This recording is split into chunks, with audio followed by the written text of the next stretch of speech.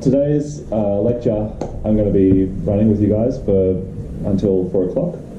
And it's going to be all about recurrent neural networks and a little bit of information about these things called LSTM units, or long short-term memory units. So basically what I'm going to do is have the first part will be mostly talking, looking at slides, looking at some maths, and the second part will be mostly looking at examples in Python and Keras, just to give you some idea of actually how you go about coding up an RNN, start doing experiments with one. And hopefully it's something that quite a few of you want to try out. In the workshop session afterwards, you can work on your projects, but if you want to talk a bit about RNNs, I'll be here until 6 o'clock so we can have a big discussion about it. So before I start, I just want to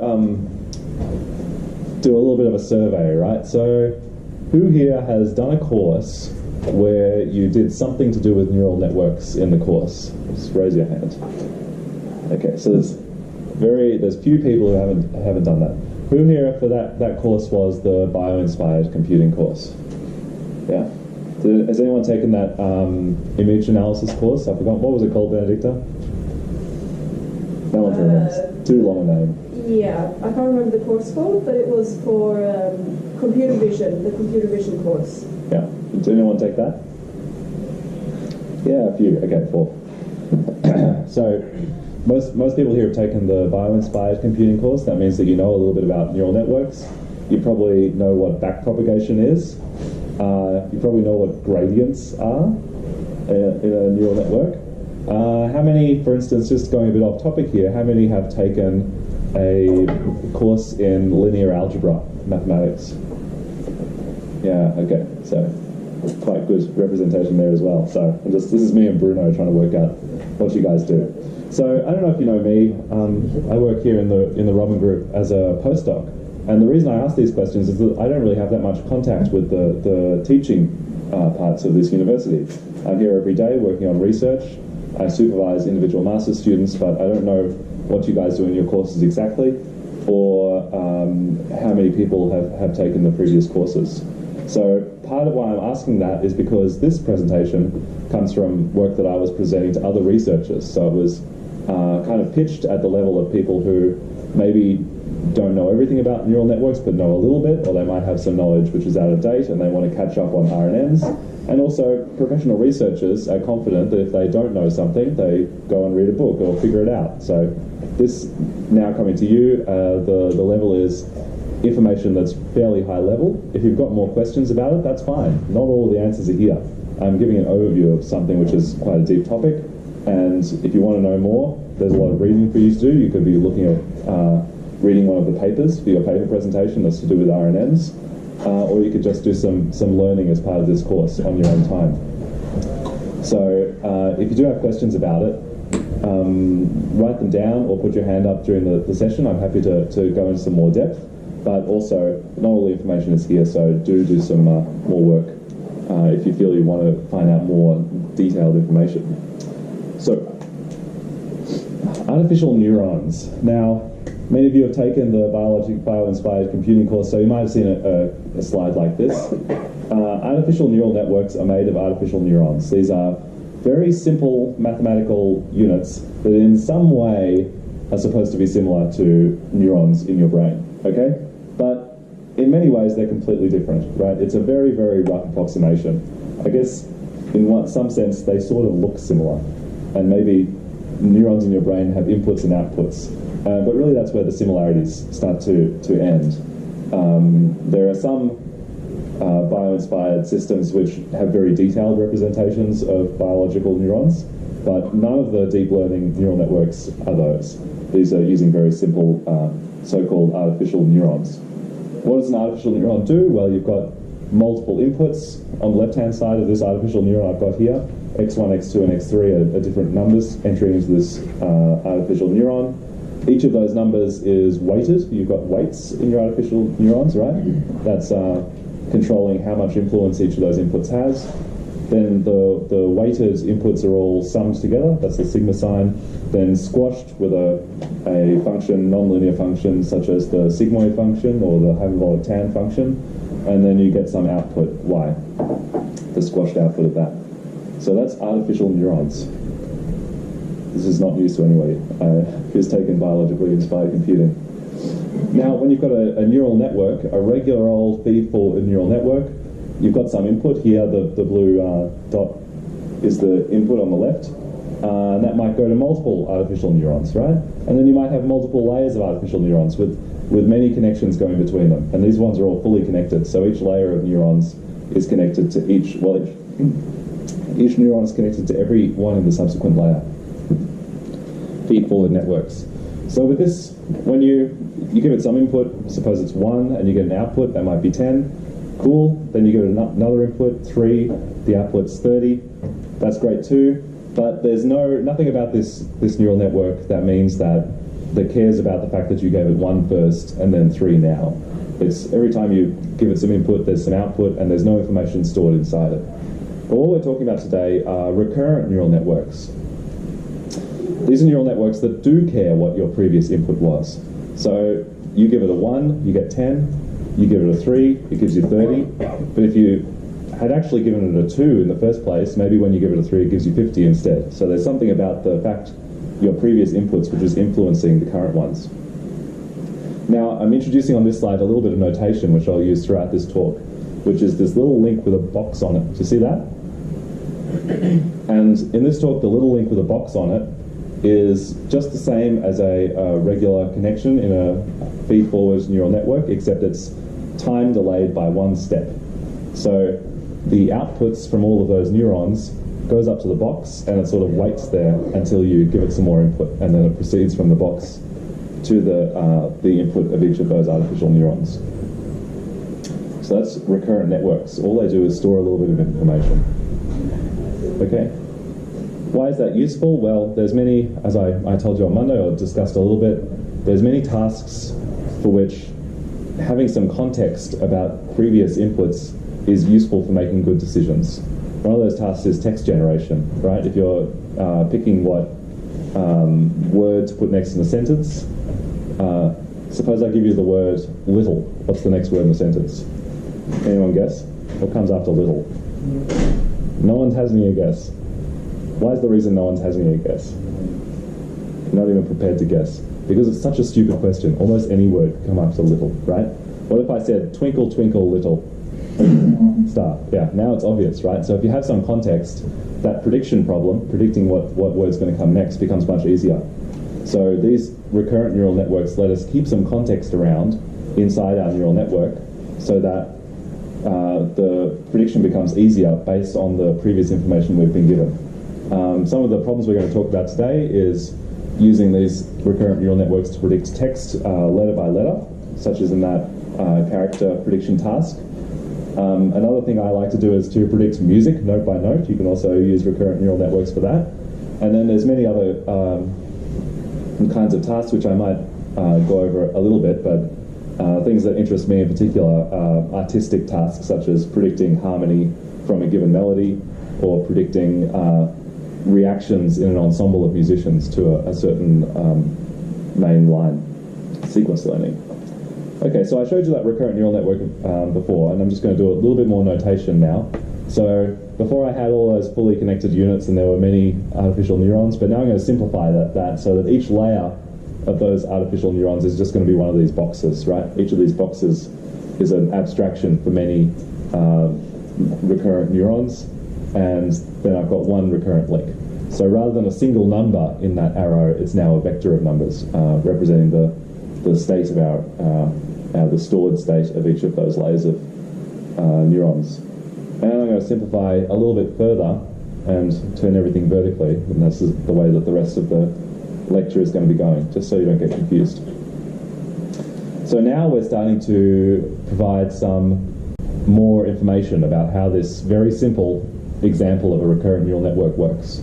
Okay, so we've got our input, which I'm calling x, and I've got our output, which I'm calling y hat, and then I've got a number in the middle, which is h, and h is going to be the state of that neural network. So that's the bit which is stored in between evaluations or computations. And then I've got three other letters here, U, V, and W. What does U, V, and W represent? What do you reckon? Has anyone seen this kind of notation before? So what was it? Very quiet. Someone gave me the answer. What? Oh, yeah. Input vector for U and output vector for Y, or W. Wow. E is some sort of weight. Yeah. They're actually, the idea is that all of these would be weights. So all of these are matrices of weights that would be applied to the vectors. The vectors have a lowercase letter, and the matrices have an uppercase letter in this notation. So X is a vector, H is a vector, Y hat's a vector, and U, W, and V are weights. They're applied to each of those vectors. I'll show you how that would work in a minute. So let's start to figure out what these letters mean. And we're really particularly interested in figuring out what this H is, this state which is stored in between computations. So I've said that recurrent networks are all about storing this state, this H, a vector. And one way of putting this is that it's a lossy summary of previous sequences that you've seen, some representation of all of the previous information that the network has had. Now, what influences H? Let's have a look at a mathematical representation of this. What's coming into H from in our diagram? Can someone tell me what's influencing it? You can either use the diagram or the maths to figure this out. Come on, someone give me a guess. What's influencing H? Yeah. The weight input and the former weight memory. Yeah, exactly. And the bias mode. Yeah, that's right. So, you can see here in this equation that H has two kind of vectors, variable vectors, which are influencing it. One is the input vector, X, and the other one is actually the previous version of H, ht-1 at a previous time step. And each of these vectors has been transformed by the weights matrices U and weights matrix V. So UXT, that's matrix multiplication, giving us a new vector, and VHT-1, another matrix multiplication. And then finally we have a bias, because often in these neural networks we have a bias node. And this is exactly, if you look at this diagram, up to, except for the hyperbolic tan bit, that's exactly what I've got in the diagram on the right. So U matrix is being applied to this variable X, W is being applied to H, and V is applied to H for the next weight update. The next update of the hidden state.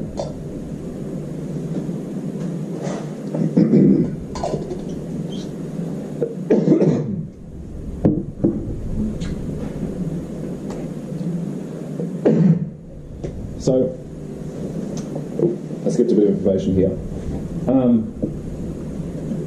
Can everyone see this equation down here? So this is in our sort of simplified recurrent neural network.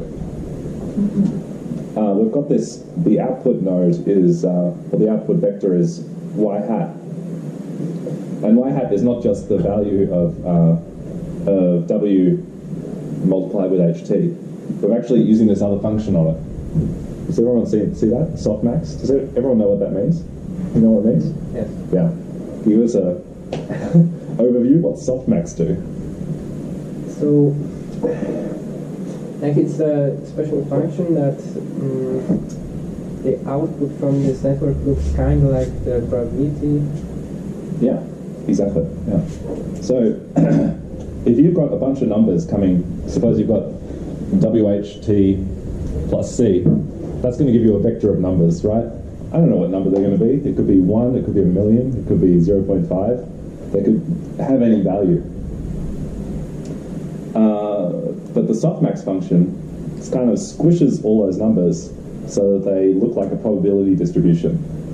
What does that mean? What does the probability distribution of categories mean? How do we know it's a probability distribution? Anyone got an answer? No? Guess? So they are from the 0 to 1 and they have to 1. The sum of them is all, yeah. So none of them can be less than 0, none of them can be more than 1, and when you add them all up, they should be 1. So the softmax function takes a bunch of numbers, which we can sort of consider to be like different amounts of evidence for something, and then turns it into a list of numbers that all sum to 1, and none of them are greater than 1. We'll talk a bit more about what that means in a little bit when we do an example, but that's an important point just to realize now. So, unrolling RNNs. Now, I've given you, in this equation, h in terms of a previous h. And that's great, except when we're training RNNs, we can't just look one step in the past, because our training examples, we have to compute the whole example. We have to figure out what our h is now, not just what it is in terms of one previous value.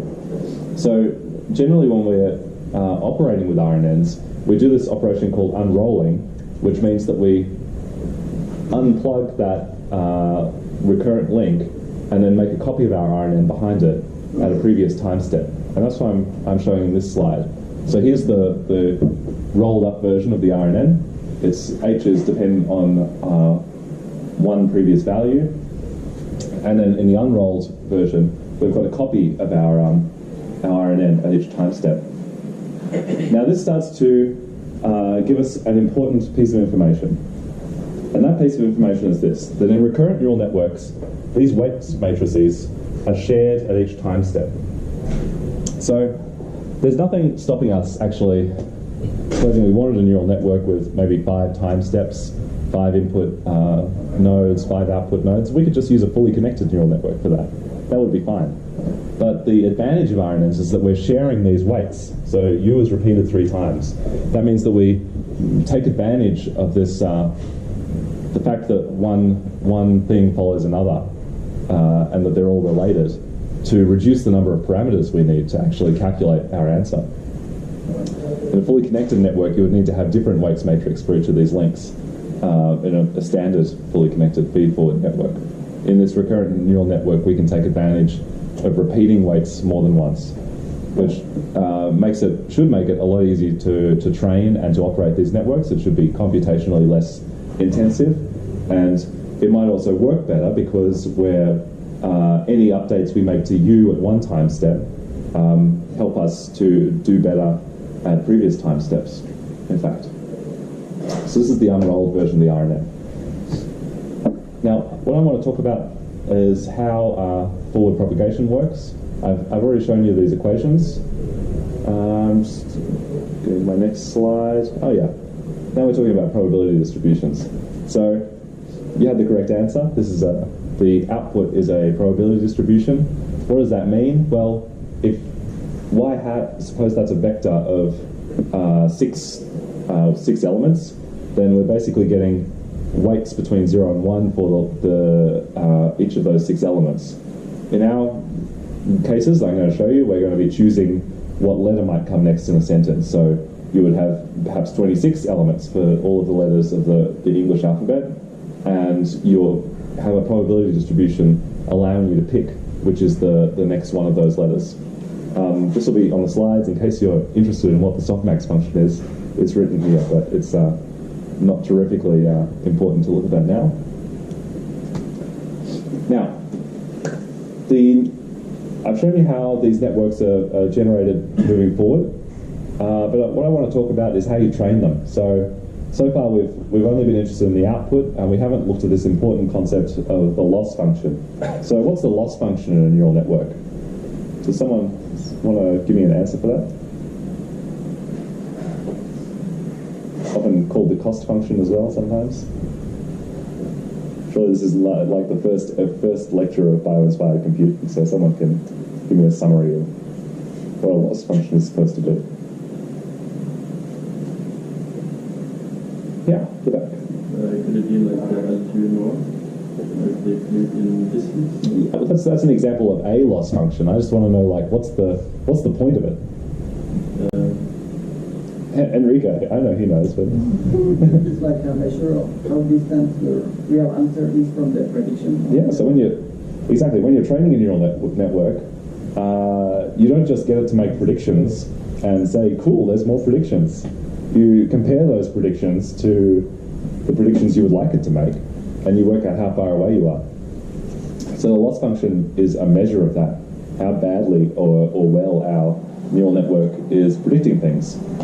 So you can see in this diagram, I've got our unrolled recurrent neural network, and then at each step, each time step, I've calculated a prediction, which is y hat, and then at each time step, I've also got a kind of expected prediction, or what I would like it to do. And I've given an example, kind of graphical example of those predictions, the prediction at yt+1 and yt+1. Now you can see that my probability distribution, the output, has kind of hedged its bets a lot. It's got a lot of high bars. So it's sort of not very sure, the network's not very sure of what the answer is going to be, whereas I'm expecting sort of precision, exactly a 1.0 for option number 2 and 0 for all the other options.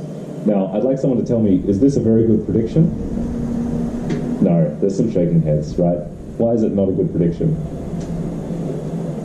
Explain that. Because it's predicting that it's a higher probability for 3, 4, 5, and 6 than it is for 2, which Yeah, is exactly. the right one. Yeah. So our loss function here should give us quite a bad score for our neural network. Yeah? Now, what do we do? How do you train neural networks once you've got this loss function? The feed-forward neural network experts might be able to tell me this. Any thoughts? There's a lot of silence here for a bunch of people who've completed bio-inspired computing. Use backpropagation. Yeah, we use backpropagation. What does that do? High level. Changes weight Yep. in a way to optimize the loss function. Bam, yeah. So our loss function right now would be high because it's making a poor prediction. And we use an algorithm, an optimizer. Sometimes that's called backpropagation, one algorithm for optimizing networks. To adjust the weights, these are these U, V's and W's, such that our loss function becomes lower. Okay? So this is the whole goal with neural networks, is create a loss function that you can then optimize using some automatic process by looking at a lot of examples. So in my fake neural network that I've just been putting together for you, our output is a softmax distribution or categorical probability distribution, and our example output, y, the true prediction, the expected prediction, is a one-hot vector. It's going to be 0 in every entry except for 2, which will be 1. And what's the loss function that you would typically use between softmax distributions and one-hot vectors? Does anyone know? Difficult. Yes, the typical answer would be the cross-entropy loss, which I've written down the equation there. Categorical cross-entropy is even written on the screen. Come on, guys. So categorical cross-entropy kind of gives us the distance between two probability distributions. We've got this one here, that's the one we expect, and we've got this one, which is the one we got. And the categorical cross-entropy equation, which is this, will give us a distance between those two distributions. I expect you just to get like this intuitive idea of what these things do, rather than precisely understanding what this equation means, but feel free to try it out if you'd like in Python or in the workshop session. We can have a talk about it. Now there's one more line at the bottom. What does that line do? Thoughts? Final line in my neural network model. I'll start picking on people if you don't explain. Farzan, can you give me a... about the loss function? Yeah, the very last line. What does this do, Farzan? Giving you the difference between your predicted value and real value. Well, that's what this does for this, but what does this do? That's just sum of all the values all the loss functions over the time. all the times, exactly. So we've got a loss for each step, and then our final loss is adding these all up. That's how this particular neural network is structured. But there's other ways. maybe if our examples, suppose our examples are 100 elements long, and we only want to make one prediction at the end of that length of 100, we don't actually need that line. We can forget about calculating all the loss functions for the previous values because we just want the last one. So there's lots of different options when you're building RNNs about how you train it, how it's structured. And it's something I think you'll find in your projects is, particularly if you're interested in deep learning, there are lots of ways of structuring deep learning systems. And in fact, no one really has all the answers. There's different ways that are more appropriate for different situations. Sometimes you can justify it, but when I'm reading papers, sometimes I see people making decisions and they're really not justified very much. They're just structuring it in one particular way that might have been what they're most comfortable with, was most expedient, or some other reason. That's just what they decided to do. So just always be careful about how these things are built. In this particular loss function, it is looking at the loss for every single step in our sequence, which may not be most appropriate depending on your problem. Okay, so just a little bit about backpropagation. If you've done bio-inspired computing, you've probably implemented backpropagation to some extent. With recurrent neural networks, we're really doing exactly the same thing. So, what was the idea with backpropagation? Could someone give me the general idea? I keep asking these questions expecting more answers, so you should guess. Did you readjust the weights to get a better answer in the next training? But what did the algorithm do? It calculates the error and pushes it backwards from the network. Yeah, so you start looking like at your loss function, right?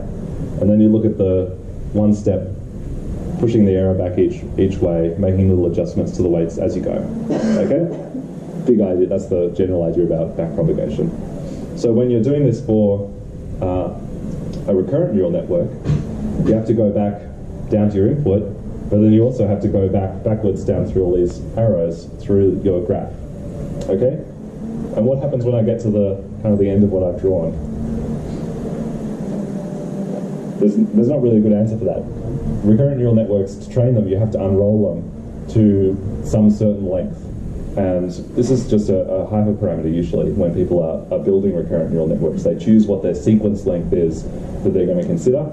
Then when the algorithm is trained, when the optimizer is working on it, the recurrent neural network is unrolled up to the length of what they've specified. In this case, it's 3. But in many cases, it's much longer than that, maybe 100, 50 or 100 it could be. But the more that you unroll it, the more work that your backpropagation algorithm has to do, so it will be slower. And it may not work better, even if it is doing a lot more work. So there's some balance to be made between how long the sequence is. Again, this might change depending on the problem, and how much work it has to do in training. Yes? Backpropagation. I'm not going to say anything else about backpropagation through time. Maybe someone would like to read a paper about backpropagation through time and report on it in our next lecture week.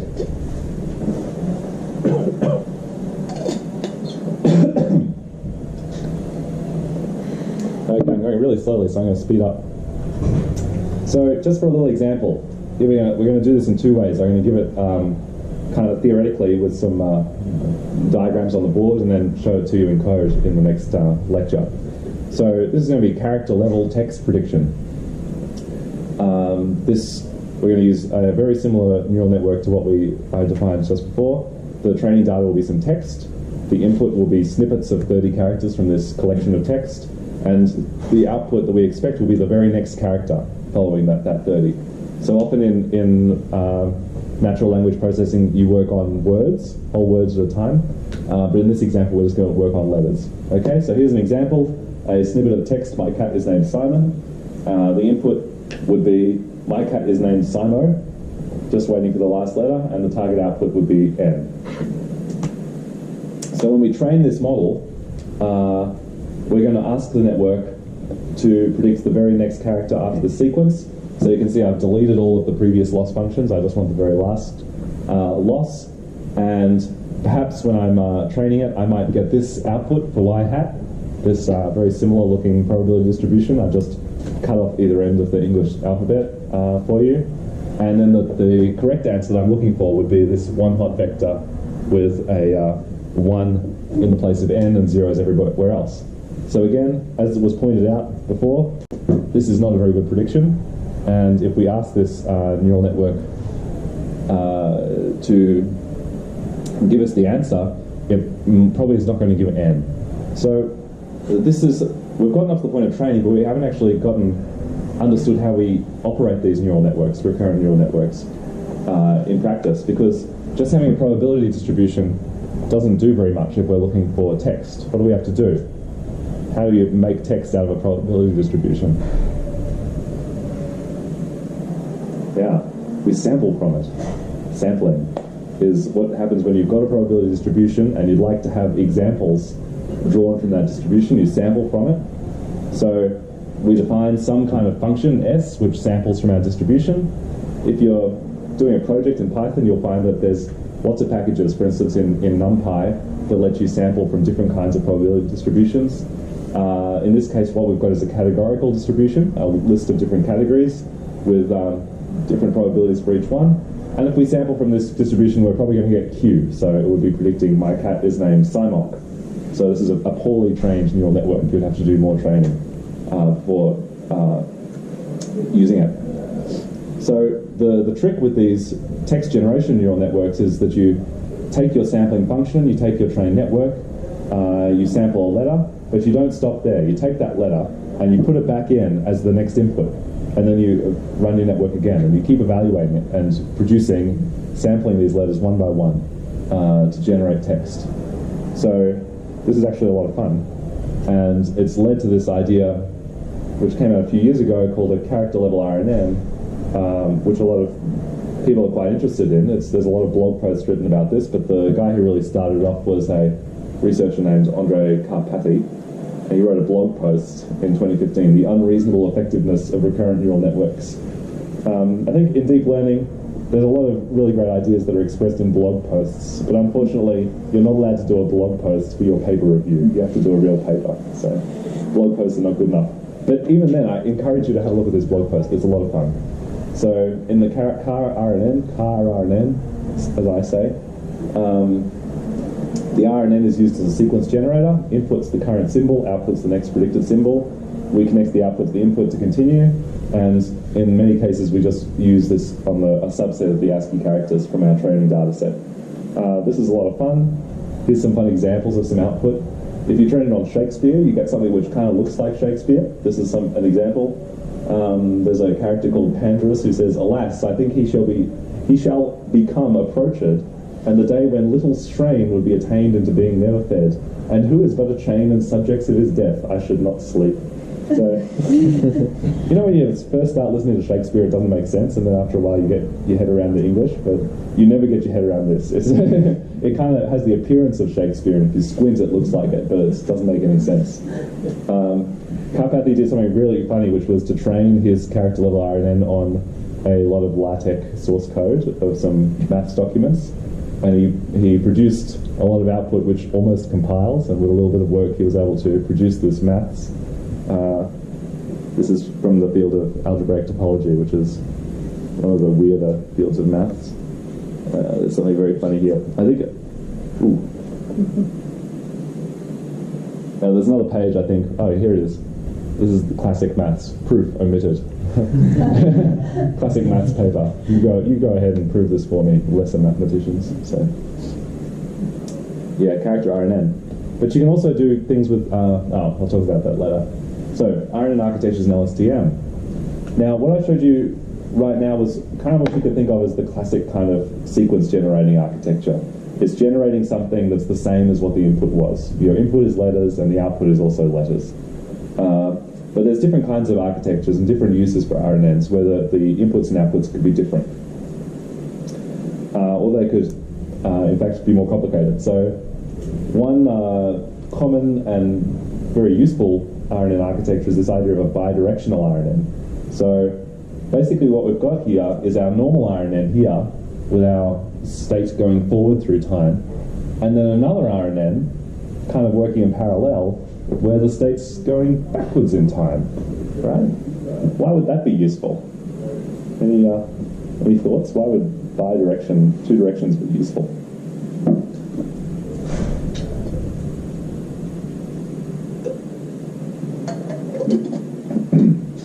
Yeah? I'm not sure, but it seems like you would effectively get more training data in sequence. Yeah, well, I guess you get what you get is context from the end of the sequence as well as the start. Yeah. So some things, some sequences really only go one direction, but some sequences go two directions. For instance, in English, some of the difference between English and Norwegian, sometimes the word order is different in the sentences. So it's actually useful to understand a sentence in English or Norwegian, to have the whole sentence there and be able to look both directions, see what's coming ahead as well as what's behind you. So in fact, for a lot of translation and speech recognition systems, people have applied bidirectional RNNs because you're looking at a certain amount of text, and it's useful to be able to look both ways through that text. So each of these Y hats is depending on information both in the past and in the future, but it's probably most sensitive to locations in either time. Now, this is not going to work as a sequence generator, obviously because we don't have the ones in the future that we want to generate yet. So there's not much use having a bidirectional RNN for character generation, character level generation, but there's lots of other uses. Another cool example, this is something I talked about on Monday a little bit, this idea of an encoder-decoder, sequence-to-sequence RNN. So what you've got here is an encoder at the top, which is one RNN. We don't bother with any Ys on that. This one is just trying to understand some sequence, xt minus 1, xt plus 1. Then when we get to the end of that sequence, we take the RNN state and then we use it in another RNN, which we're going to call our decoder. And we then sample from that RNN to generate a second sequence. So in fact, this again, we've got two separate RNNs here, linked by this copying of the internal state of the RNN. These are very, very useful. One good example is using them for translation. Seek-to-seek is a common architecture for doing translation using neural networks. Okay, in our RNN so far, we've only had one layer of recurrent units, but in fact you can have different architectures where there's you're adding more depth. So one example would be to add subsequent RNN units, and this is the one that everyone does. There are other crazy options, but people tend not to do them so much. You can even do things like some units, layers of units that are working on different time scales. Some skip some time steps in order to have a kind of like higher level overview of your data. But we won't go into that too deeply. But this multi-layer RNN is very popular, and I'll show you some examples of that in Keras shortly. Now, one point I want to make before we split for the little break is, maybe I should wait until after the little break. Yeah, I've got 3 minutes, so I can give you a little break after making this point. What's the point of RNNs? It's to use this context of previous information in order to make good predictions about current information. Now, in our sequence, the information that might be relevant might be something that happened many, many, many steps in the past. For instance, in that Shakespeare text generation example, you might want to remember that you were talking to which number 2 in Macbeth's current speech. So if which number 2, the last time which number 2 spoke was like 1,000 characters in the past, our RNN would need to be able to remember things from 1,000 time steps in the past in order for it to recall that, yes, which number 2 is going to be coming up next. But it turns out that this is a big problem. It's learning long dependencies in neural networks is a really big challenge. And it's not just an engineering challenge, it's a mathematical challenge because of the way these neural networks are structured. And it comes down to this. In your neural network, you remember on those slides when I was unrolling it, I had V, V, V every time there was moving forward in time. There was the same weights matrix. So if our, I should have put a V there instead of a W, but I've got a V. Our current state, HT, if it's going back a long way in time, it's going to be looking for information from previous states, maybe the first state, H0, but any information from H0 would have been multiplied a lot of times by W. In fact, T times, supposing T is 1,000, that's being multiplied by W 1,000 times. So H0 is effectively being multiplied by W to the power of 1,000. Now, if you've got a number which is less than 0, and you take it to its 1,000th, less than 1, and you take it to its 1,000th power, between 0 and 1, what do you get? More or less nothing. I had a hand gesture in the back describing the fact that you get 0. So if you take 0.99 and you take it to its 1,000th power, you get a very small number. If you take a number that's bigger than 1 and you take it to 1,000 powers, its 1,000th power, what do you get? I see nods but no words. A big number. If anything's bigger than 1 and you keep multiplying by itself, you get a really huge number. So when you take the derivative of this these hidden states in order to calculate our gradients, in order to train this network, the derivatives are also going to have these weights be multiplied by these weights, or all the other weights, as opposed to the one that is we're taking the partial derivative with respect to. So more or less, our gradients are either going to be multiplied by really huge numbers or really small numbers. This is a very hand-wavy proof, okay? Do you know what hand-waving means? In maths, when someone's hand-waving, they give you a high-level version of a proof which is untrue, just in order to convince you of an idea without going through the full proof. So you can review papers about vanishing gradients, but it's a problem not just in RNNs, but in all neural networks. The idea that as you multiply by many weights previously through your network, you end up getting very large numbers or very small numbers in your gradients. So this is problematic with our RNNs. What's the solution? I'll tell you when you come back in 10 minutes. How about that? Welcome back, everybody. Thanks for returning. Where was I? The problem of vanishing and exploding gradients. So I realize that this is a little bit of a stretch, right? But I think that you'll agree that if you multiply by the same number and over again, you're likely to get something which either turns really, really big or really, really small. And this is the problem with that leads to this problem of vanishing and exploding gradients, or one of the problems. And the issue here is that this is a mathematical problem, right? When you multiply by the same number, there's nothing that can happen except that you get this very high number, a very low number. And if we're repeating our multiplication by the matrix V, then this is bound to happen, okay? What I've written down here is a little bit of kind of further evidence towards this intuition, because although it seems obvious that if you multiply by a single number, maybe it's less obvious that if you multiply by a matrix over and over again, you get the same result. But here you can kind of see that if you do what's called eigen decomposition of matrices, which you might remember from a linear algebra course if you took one, then you can break down a matrix W into one orthogonal matrix Q, a diagonal matrix lambda, and then the transpose of Q. So now if you multiply W by W by W, you end up with Q lambda Q transpose, Q lambda Q transpose. Linear algebra students out there will remember that Q transpose times Q is the identity matrix, so they all get cancelled out. Then you end up with Q times lambda T times Q transpose. I skipped the transpose there for some reason.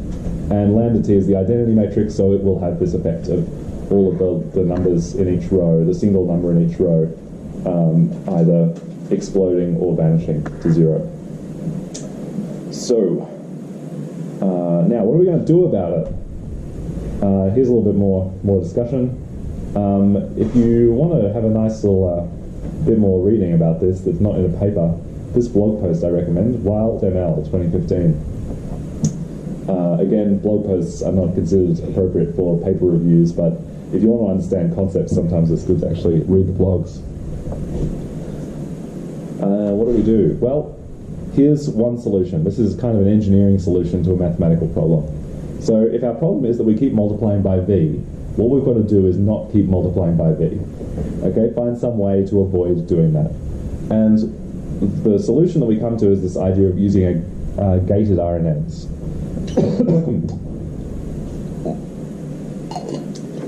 So in gated RNNs, you provide a little gate that can change the hidden state a little bit at each step. And these gates are actually learnable. They're not just some mechanism put into our program that we provide for the RNN to do. It's a learnable instruction, a learnable operation. So the way I'm representing these gates is by a little tap next to each V here. See, so in each time step, some elements of that V get sort of turned down in the tap, and some of them get turned up, and some of them stay the same. So even though we've got the same weights matrix V, we've got this tap doing some work to make sure that we're not multiplying by the same number every time. And if we do that, then we create paths through time with derivatives that don't vanish and don't explode, which can help to solve this problem, or at least ameliorate the problem. So in practice, this is the most effective kind of sequence models that we use with RNNs, using gated units. People almost never use RNNs with non-gated units, just because this problem is so overwhelming. And the most popular kind of gated RNN is this thing called the long short-term memory cell. Has anyone heard of LSTM cells? Yeah, there's some nods and some hands and a few like token acknowledgements. It's very subtle head movements, I think, means yes. Some Norwegian I haven't learned yet. If you just do this, it means yes. Maybe. Only in lectures is that probably the case. So long short-term memory units, the cool thing about long short-term memory units is that they're completely self-contained operations. So basically we can do everything in our RNN as before, except instead of just the simple red RNN units with a single state, we replace all of those with LSTMs. They've got one output, X, one input, one kind of input, X, one output, Y, and we've still got our state matrix going in, state, H going in between, state vector. But we add another state inside the LSTM, C. So we're actually adding an extra state. Now, in the long short-term memory unit, we actually have 3 gates or extra things that need to be controlled. So we've got our input here, the regular input. It gets squished as soon as it comes in. And then we've got an input gate. So you can see there's the information from X coming in here. It goes in here, and then I've got a multiplication sign there. Now this multiplication is just element-wise multiplication of two vectors, so it produces another vector. And our input gate is controlling that multiplication sign. So basically what this is a tap here that allows this LSTM unit to stop taking input from the rest of the neural network. So if it so chooses, if the input gate is low, then it stops any input X coming through this this part of the neural network, which means that everything else is happening as if there was no input given. The second gate is called the forget gate. Oh, actually, let's go to the output gate first. So our output gate is doing the same thing except for the output. So if the output is low, 0, then the LSTM unit doesn't output any information, or at least it outputs 0. So anything it's doing inside the cell is disregarded if that output gate is turned down. And then we've got one final gate, but to understand that we need to look inside our LSTM unit, where we've got this extra self loop of some internal state. So you can see here I've got the little box here, meaning that there's a time skip. So the last output here, or whatever was going to go to the output, is preserved inside the LSTM, comes around here, goes through what we call the forget gate, and then gets added to our current input at the next time step. So if the forget gate is low here, what happens? The forget gate's 0. Come on, master students, give me your best guess. Sorry, what you said? No, if the forget gate is 0, what's happening in the LSTM cell? Forget. Well, yeah, this it seems silly, but that's exactly what it does. The information which was stored in the self loop basically gets erased. And this information is just a number, by the way. It's nothing complicated. This is one LSTM unit. Each of these is one number coming through. So the self loop can be erased by the forget gate, and if it's not erased, it sort of gets added into this information over time. Now the trick with these gates is that each of those is sort of another neural unit, so they each have their own weights and biases from these inputs from X, and they also have as inputs the previous output of the neural network, H, regular recurrent output. So if you have an LSTM unit, instead of a regular RNN unit, a standard RNN cell, then basically you have to have 4 times the weights, because instead of having one input gate, one input, you've got to have 4 inputs. So it does use a lot more parameters. There's some variance on this design. One of the things I've been finding with my master's student is if you want to know exactly how an LSTM works in Keras or TensorFlow, you basically have to look at the code, because that's where it's actually defined. There's lots of different options. For instance, some use C as an additional input to the 3 unit gates. But my example doesn't. It just C only goes back inside here to influence the output. So that's the long short-term memory cell. Now I've got on my next slide a whole lot of maths, keep away, that kind of shows how all this works. I'm not going to talk about that. This is more properly written up in the either in the original long short-term memory paper from 1997 by Schmidhuber and Hochreiter, or in the deep learning book by Ian Goodfellow. So those are 2 good options for learning about long short-term memory cells. So it's a good question to ask about this. Is this all really necessary, right? 3 whole gates. Maybe you don't need 3, maybe you only need 2, maybe you only need 1. I don't know. There are other options that people have tried. One simpler gate is called a gated recurrent unit.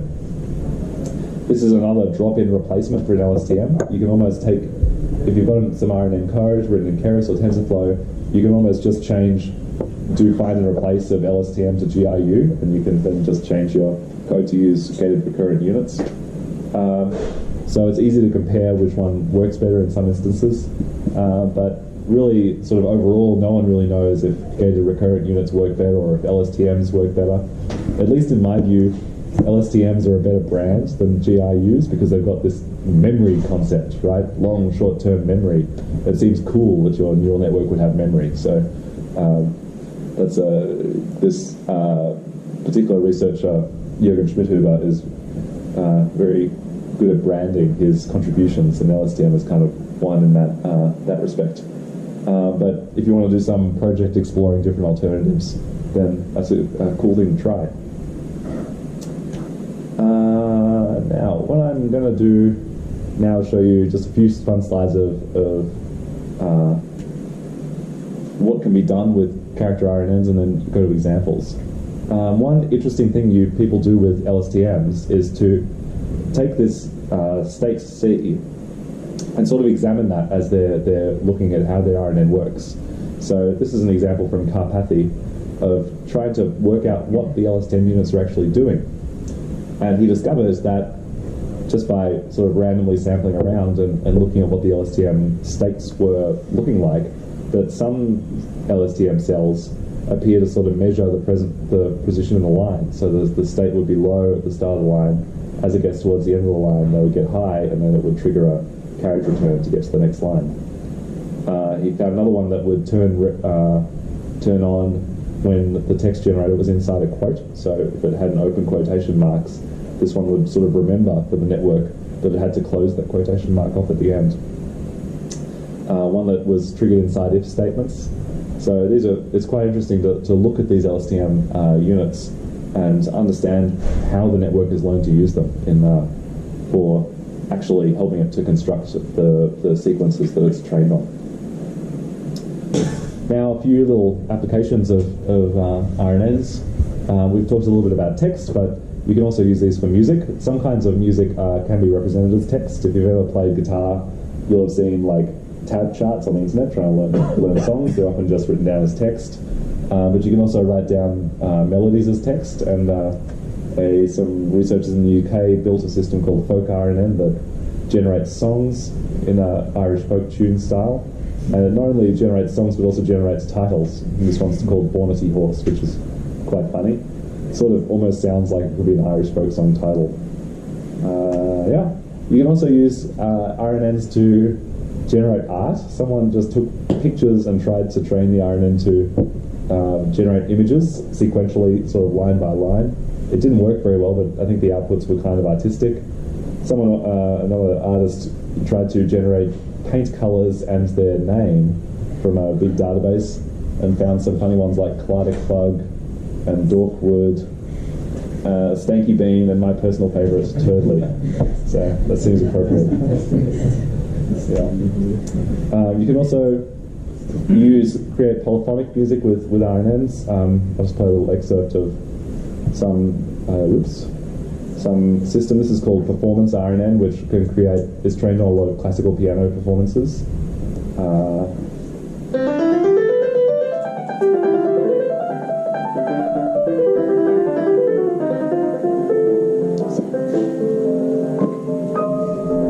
This is just generated by putting in the output and letting it go where it wants to go.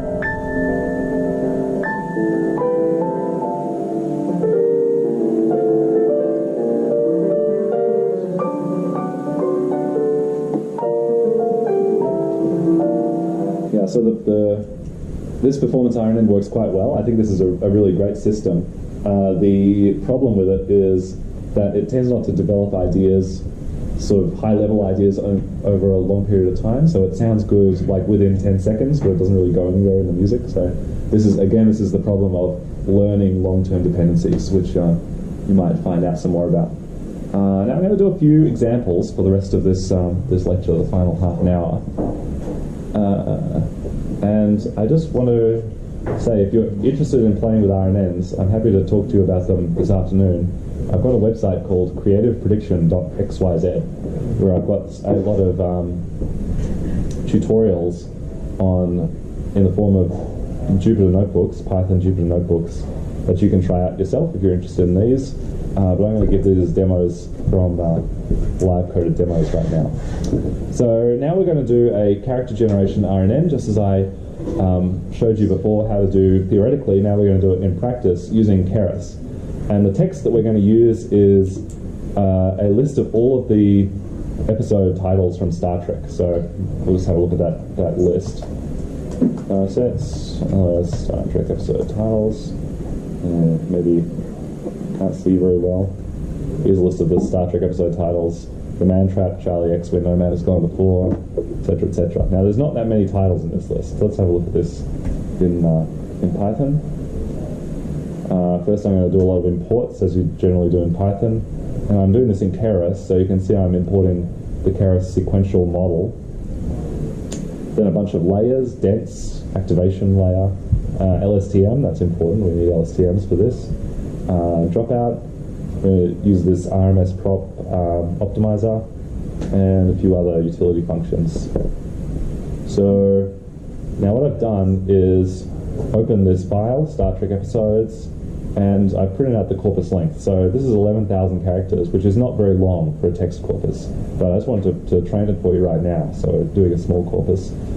The first thing I do here is take all of the characters in my corpus and find all the unique characters. So there's actually 49 unique characters in my corpus. And that means that what I'm going to do in my RNN is make it so that the dimension of my categorical output will be 49, and my input will also be of length 49, right? I'm not going to waste my time learning to produce characters that aren't in the corpus.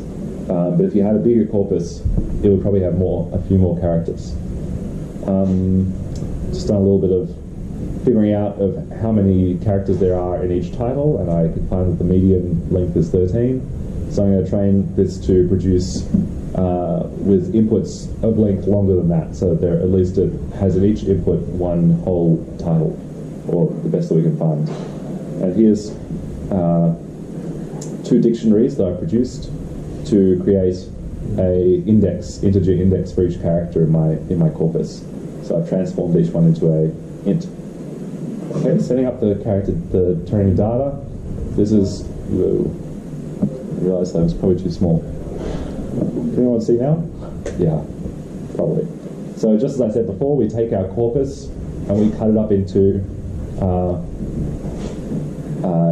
X's or inputs and Y's outputs.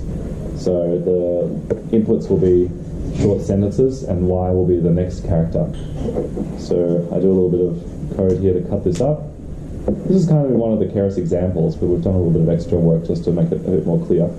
So here's now I've figured out that I've got 3,000 input sequences, 3,660 output letters, and here's the first example, the man trap, Charlie X, and where N, and the final letter is O, because the title is where no man has gone before.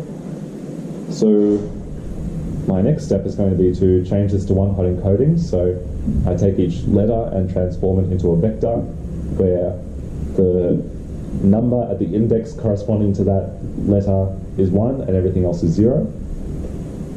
I go ahead and do that now. That doesn't take very long. And now I've got two NumPy arrays for my data. The X data is an array where the first axis is 3,660, that's my number of examples. Second axis is 30, that's the length of the sequence. And the third axis is 49, that's the number of integers I've got, or the number of independent characters I've got. So that's the length of my one-hot encodings. The Y shape skips the 30 in the middle because they've only got length of 1. Let's have a look at one of these examples. This is the first X example. I just want to take the very first letter. So I've got a NumPy array of type Boolean with 48 falses and 1 true in there. That's handy. Okay, now we're going to create our model. This is one of the funny things with these simple examples in Keras is that you tend to do a lot of work to just set up your data and then about 3 lines to create your model. So my model here is this line, sequential, that makes my sequential model. 1 line to add a layer of LSTM nodes, and then 1 layer to add the softmax layer. So that's it, 3 lines of code to make a neural network. It seems too easy, but that's kind of how things go in Keras. There's a lot of details inside each of these objects. If you're interested in more details, you can break into them. If you want to work in TensorFlow, that's a bit more kind of heavy duty. You've got to do a little bit of extra work to build these layers, but still it's generally not that much work to create the neural network. All the stuff around it, creating the data, doing the evaluations, is generally takes much more code. So this is a sequential model from Keras, and I'm going to add 128 LSTM units at each sequence step, and I'm going to unroll to this length, max len, which is 30. So in Keras, you have to tell it before you make your neural network how much you want it to unroll, which is a bit annoying. In TensorFlow, there's a way of not doing that, but that must be the way it happens in Keras.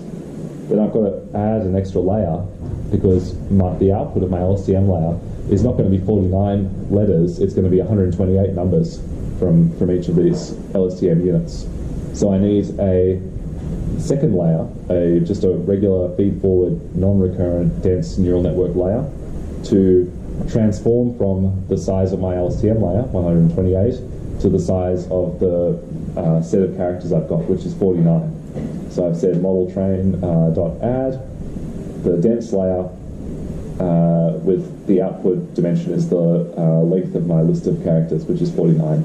And the activation is going to be the softmax activation function, so that I get my probability distribution. So that's my network. The last step when you're making a neural network in Keras is to do this compile function. And when you compile it, you have to tell it what loss function you want. So I've got the categorical cross-entropy loss, just as we saw before.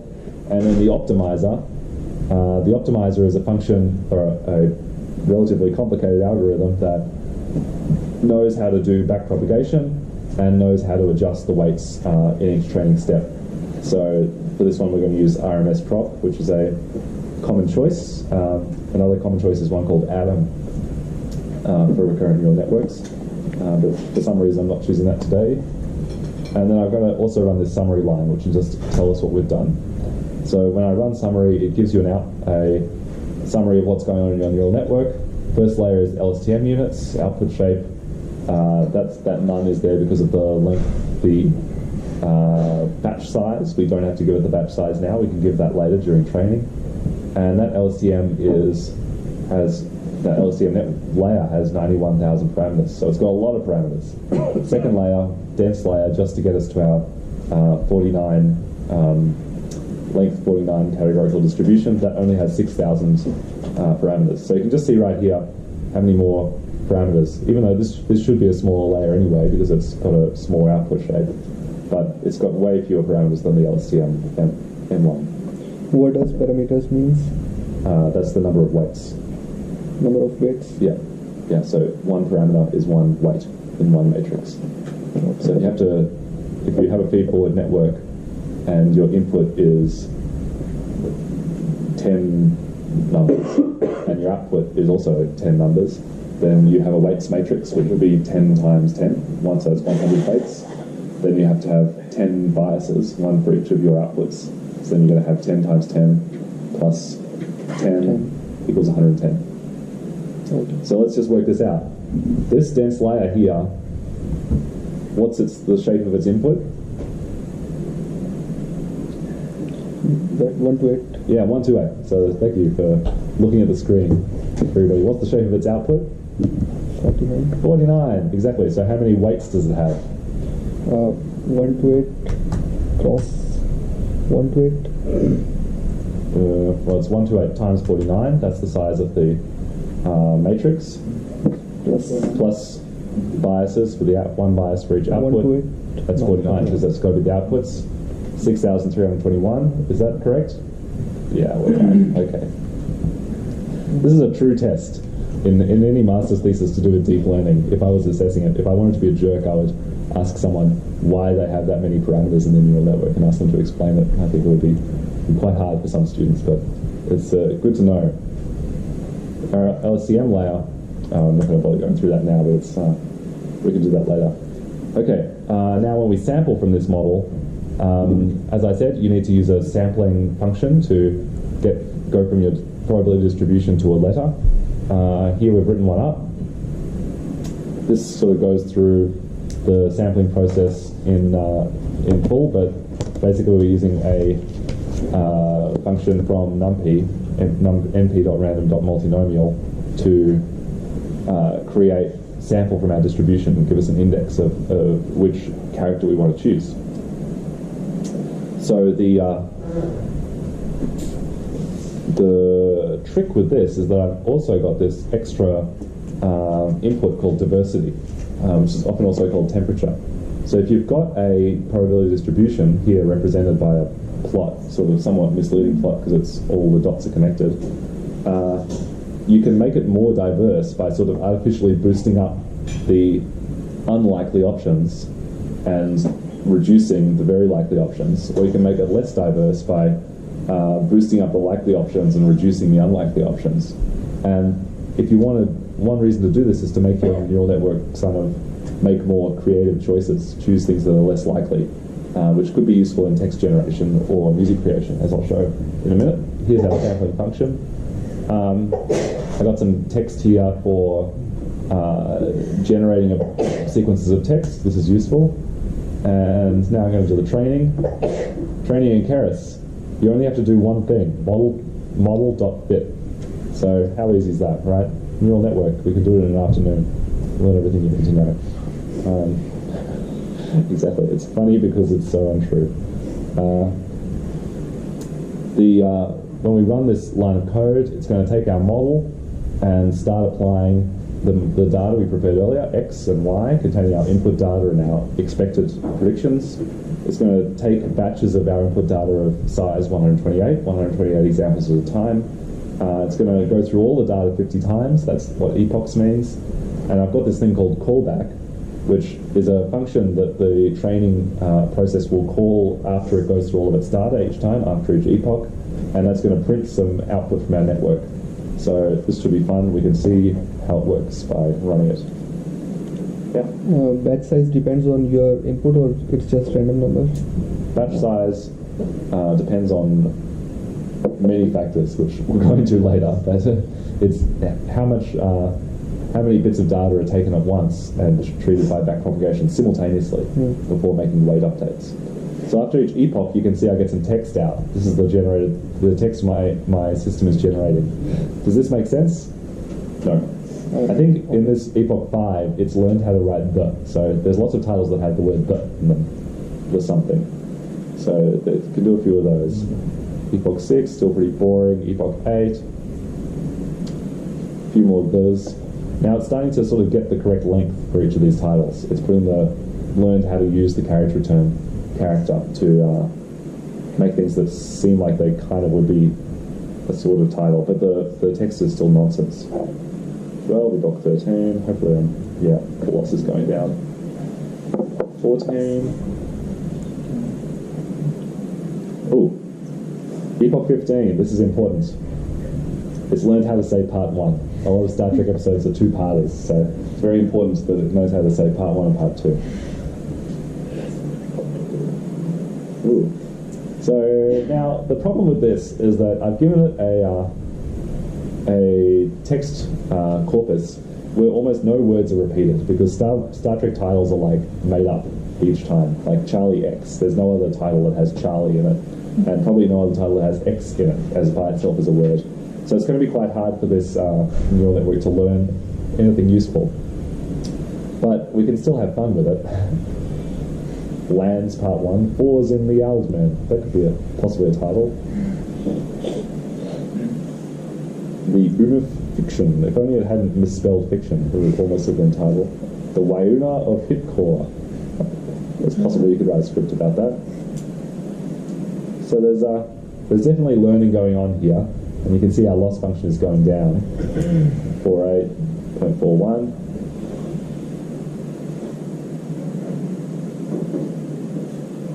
What is D to Ento?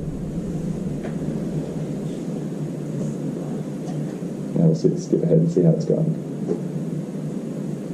You can see it's going fast. I thought for deep learning, you have to go slowly, right? What's your question? What's the seed? Oh, the seed. Yeah, so when I generate my text each time, this neural network is unrolled till like 30 to produce one letter output. So to make it generate some text, I have to start with 30 characters, make it generate the next one, then add that to the end, take the next group of 30, add to the end each time. You see?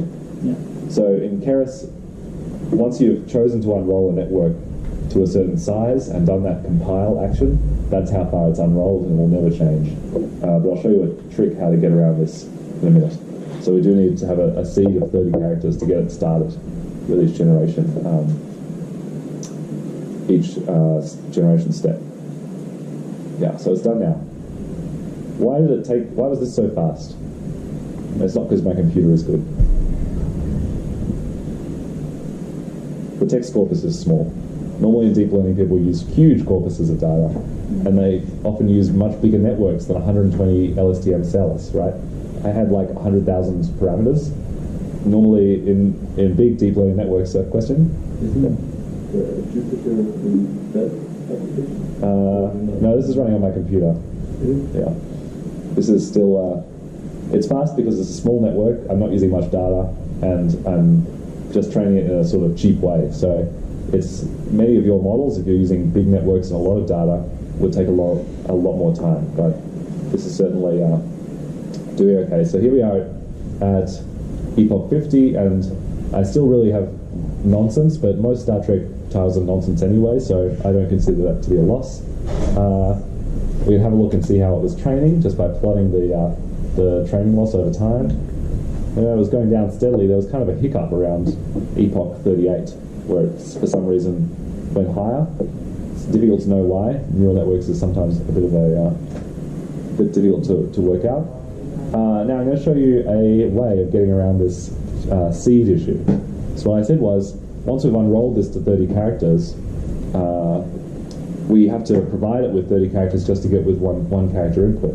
But in future, what I'd like to do is have a neural network which trains on that in that method. It's got 30 characters input, 1 character output, but for generating text, I just wanted to use 1 character input and 1 character output.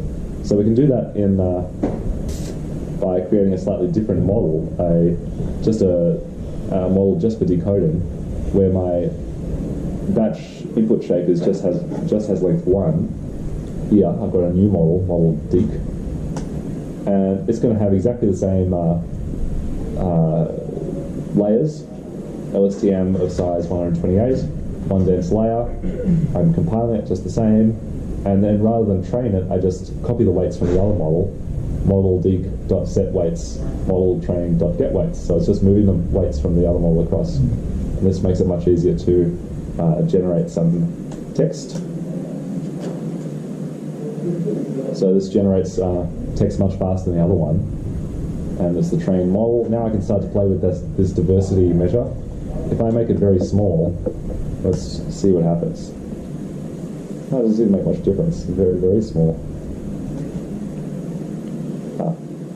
This actually doesn't work. It's starting everything with the part 1. It's only taking the most likely letter in any choice.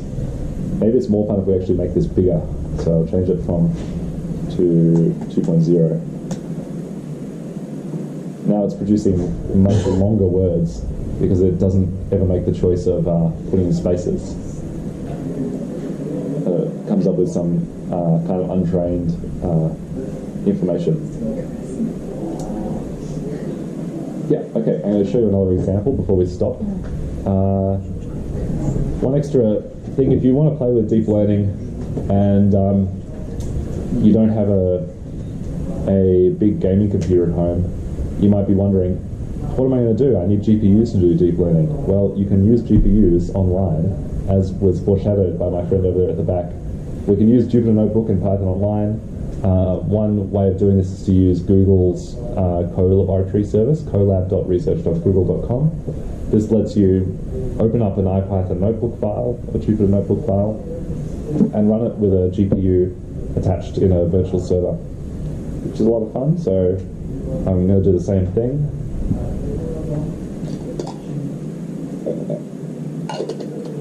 And now I'm running my code online. What I want to show you here is just a slightly better model. Instead of using 1 LSTM layer, I'm just adding an extra afterwards. So there's my first layer. Still layer size 128. And I'm going to add a second layer of LSTM cells, and then my dense layer afterwards. I've also done a trick here of using this thing called an embedding layer at the start, which means that I don't have to use one-hot vectors, because I hate making one-hot vectors. I prefer just to not. Probably someone could do a project and tell me why this is a bad idea, but I need to see the evidence. And at the moment, the convenience outweighs any potential reason why this is a bad idea. So let's look at my new model. This has way more parameters, 275,000. That's because I've added 2 big LSTM layers, 131,000 parameters for each one. And then at the front, I've got my embedding layer, and at the back, I've got my dense layer. So these ones, that hasn't changed. This is new, and then I've got an extra LSTM layer causing this big expansion parameters. Training as before. I'm just going to make it train faster. If you're on a GPU, you can make your thing train faster just by making the batch size bigger, because it does those batches. It takes 256 examples and does them in parallel. So you can run a lot of things much more quickly doing it this way. Maybe it won't train so well. Oh, we'll see the answers in a minute. 8 and how long is this going to take? 3 seconds times 30, 90 seconds. I can wait 90 seconds. I'll drink some water.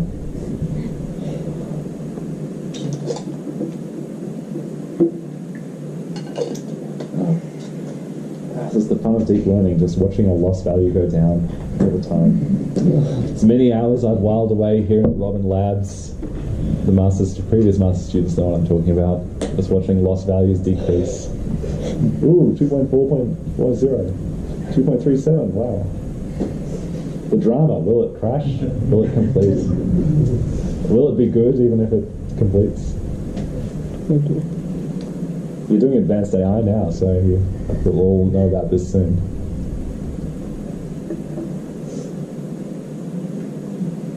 Okay, we've done 30 epochs. We can plot our loss function over time.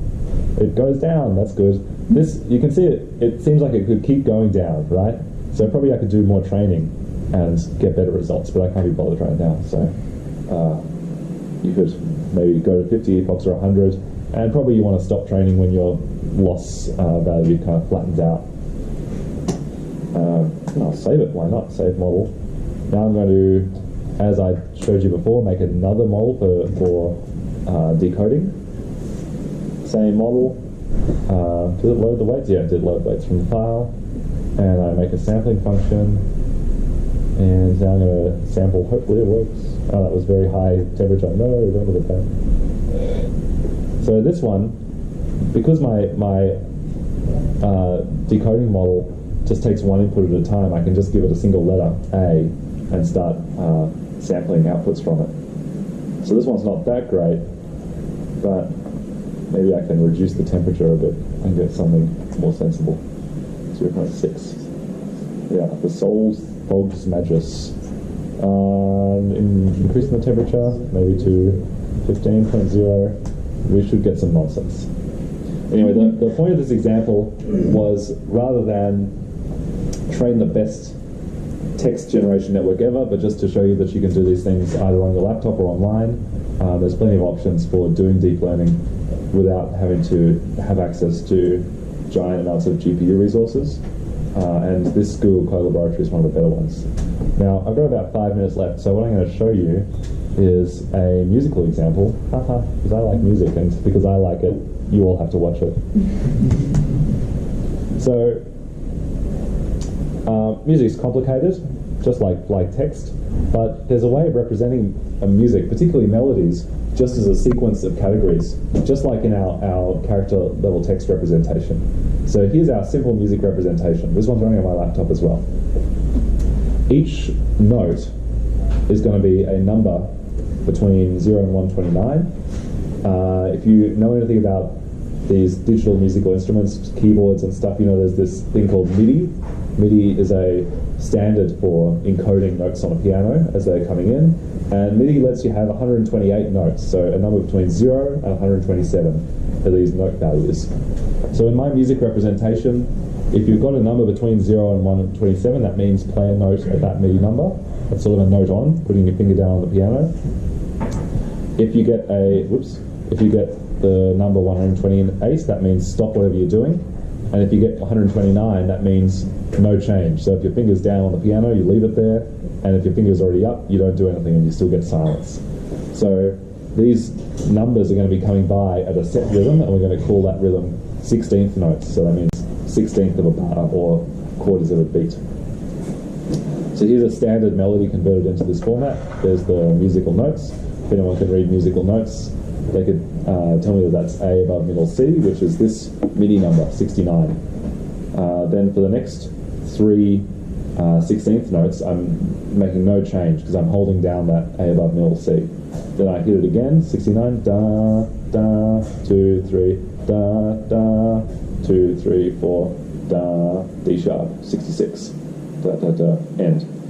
So this is a very simple representation. If you want to look at more musical RNNs, you should check out Google's Magenta project, which have some great examples, but this one is focused on simplicity and clarity as an example that I can literally do in 5 minutes.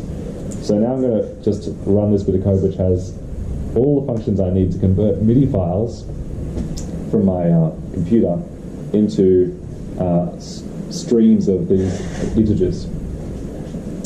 Bit of work I did before over summer, getting these to work. These are all a bit wrong, so if anyone wants to do as a project, I think programmers been working on these, looking at these a little bit there. They could do with some improvement, so it's up to some clever students to figure it out. Now, just to prove to you it works, I'll load up a MIDI file from this famous Australian song Waltzing Matilda, and this gives me this output. There's the notes from the MIDI file, here's the integers, and there's the notes again, and if you can read music or just use your eyes, you can see that this is more or less the same. So it works. The input equals output under this transformation. Now I'm going to skip making the data set. I'm going to start loading up my RNN. I've actually used a rather small data set for this RNN, and the data set was all of the music from the Legend of Zelda video games. So I just googled zip MIDI files Legend of Zelda and downloaded a big zip file. Then to open each of these melody files and extract just the melody or the first voice, which may or may not be the melody. That may make sense, it may not make sense. Tell me if I'm doing it wrong in a project. Then do some work here to slice these into examples, just as before. And I've got 122,000 examples of length 30, same as before, and the Ys is just 122,000 of them. And here's one. So these are just lists of integers. Now, I'm going to skip this. I'm also going to skip making the training RNN because I don't need it. This I used a bigger RNN with how many hidden units? Whoops. Sorry. Ooh.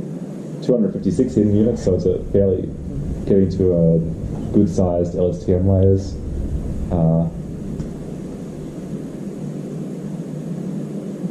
2 layers of those, and also the embedding layer, which has much bigger vocabulary than before.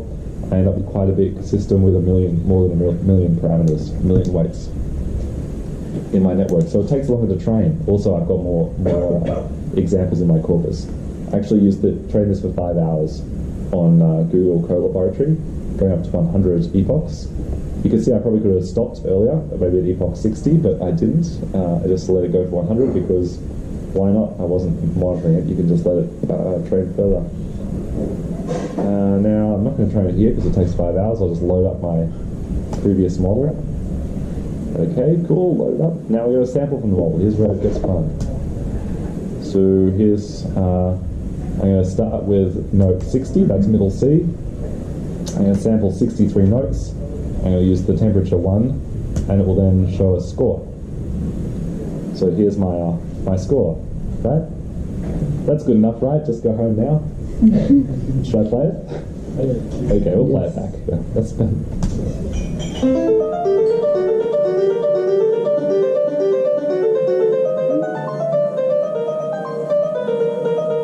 Does anyone here a big Zelda fan? Yeah, there's a few Zelda fans at the time. There's probably some more secret ones who didn't want to raise their hand. So maybe you'll recognize a bit of a Zeldic feel about some of these notes. But I don't think this is a very well-trained Zelda RNN. But we can certainly do a little bit more explanation by trying different starting notes and different temperatures. So here's a slightly different starting note. Instead of middle C, it's the D above middle C. Play this one back.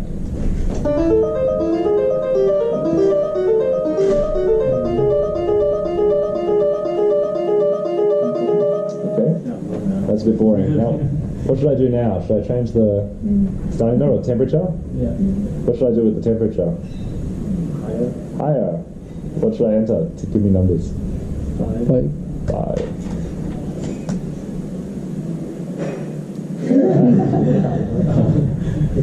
I think even if you don't know anything about music, this one looks weirder. Let's play it back. Is that possible?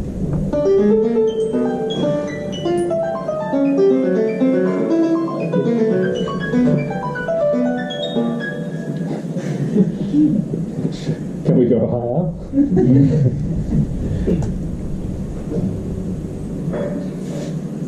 Even weirder.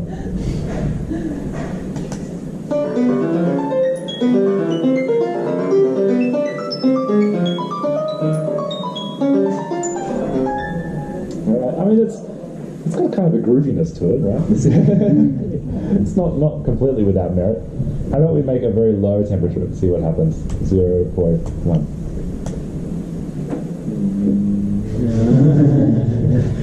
So this has really gotten stuck now. So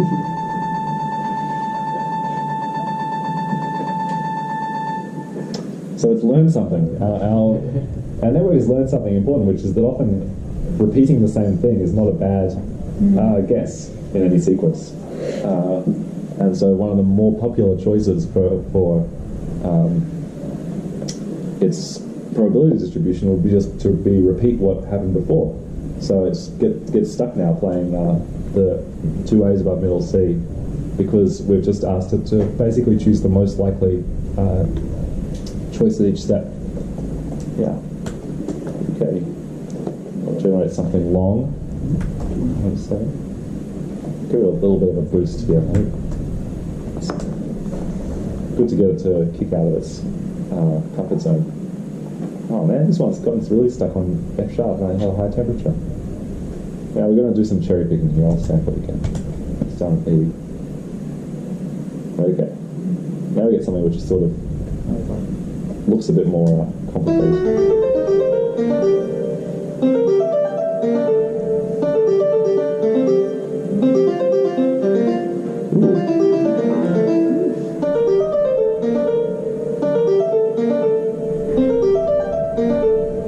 Nice. I think that's the nicest thing I've ever made at this network too. So, all right, that's the end of my lecture.